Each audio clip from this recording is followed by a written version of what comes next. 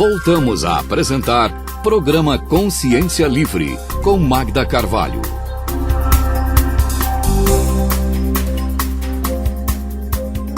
Estamos de volta com o nosso segundo bloco do Rádio Consciência Livre. Nós estamos recebendo hoje a professora Jaqueline Bittencourt de Lima, que nos trouxe a possibilidade de discutir com ela o tema do seu recente livro, lançado em setembro de 2009, Maternidade e Antimaternidade Lúcida, a escolha é sua.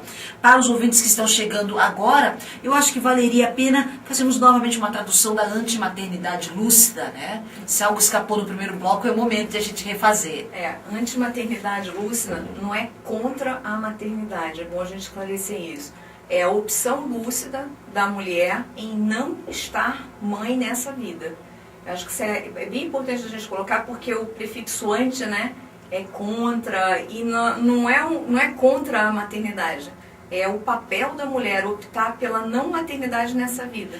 Impossibilitada fisicamente ou não, eu posso optar, né, pela maternidade, mas também posso optar pela antimaternidade, não pela minha condição física, mas pela minha condição de mulher querendo atingir um outro patamar na minha vida.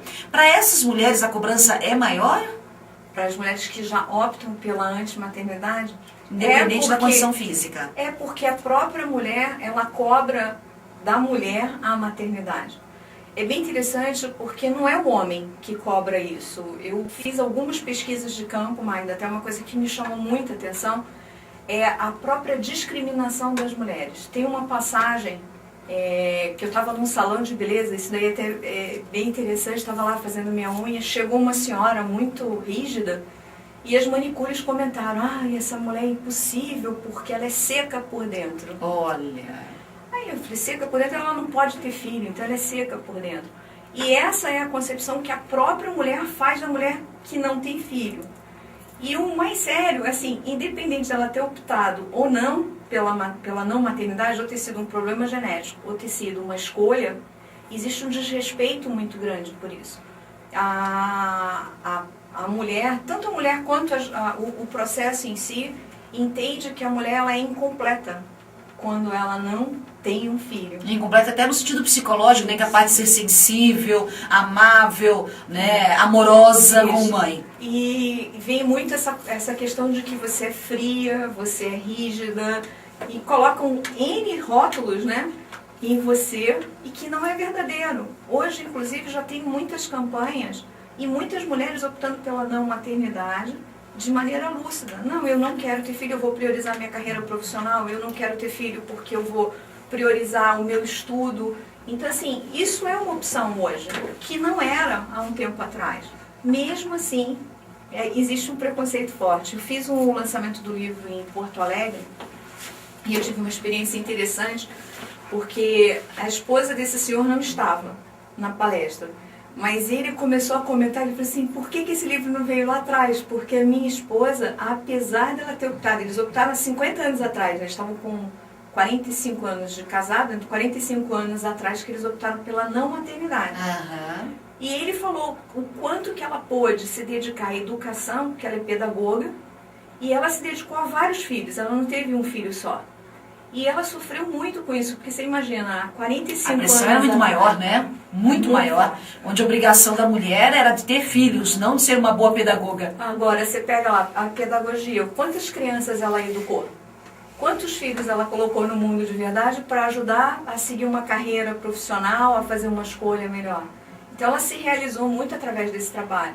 Não dá para você dizer o certo ou o errado. E exercer a maternidade plena, que é o de educar, né? Quando muitas mães hoje biológicas não conseguem fazê-lo.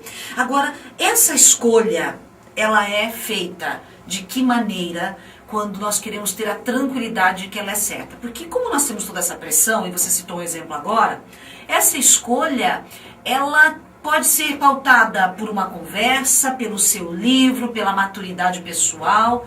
Como é que essa escolha pode ser a mais adequada? Eu coloco algumas opções para a pessoa fazer essa escolha.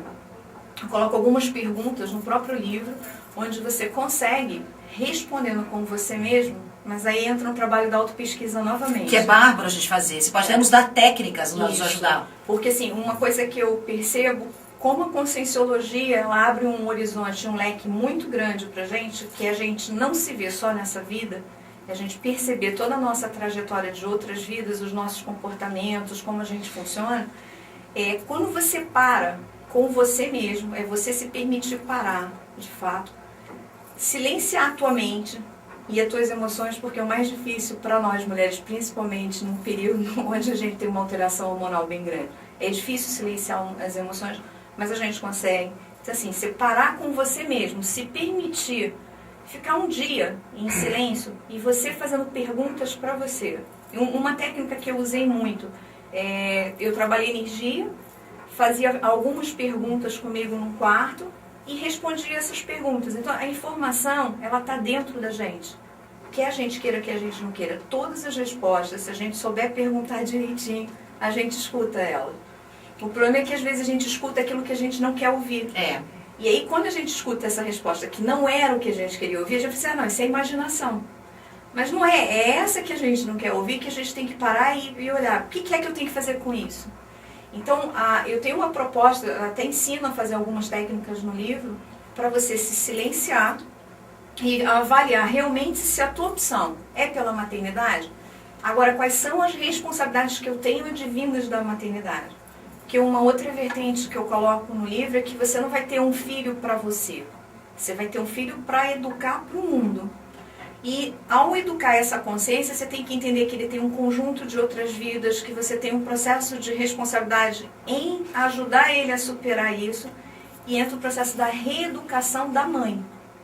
Da mãe e do pai, né? Mas assim, a gente está tratando mais da mulher. Mas assim, o livro é de reeducação para que você realmente opte pela maternidade. Já que você falou desse compromisso, quando a gente opta pela antimaternidade, não é uma fuga de uma responsabilidade com uma outra consciência? Não poderia ser? Pode. Pode ser se você não fizer nada de útil, né?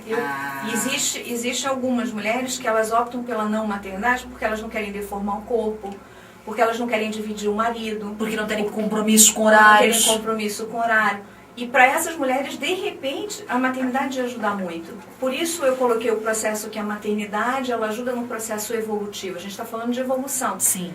Se a gente ainda não tem consciência do nosso processo evolutivo, que a evolução depende da gente, que a gente pode dinamizar esse processo, às vezes é importante que aquela pessoa realmente seja mãe, porque ela vai aprender a doar, ela vai aprender a se doar, a ter esse nível de responsabilidade. Por isso que é um limiar muito tênue essa questão de você fazer a escolha pela maternidade. É muito íntimo. E é muito sério, né? Muito sério. Muito sério, as pessoas não levam em conta isso. Nós vamos continuar abordando o conteúdo do livro e abordando também essa visão de maternidade e antimaternidade com a Jaqueline Bittencourt, que já volta no Rádio Consciência Livre. Estamos apresentando Programa Consciência Livre, com Magda Carvalho.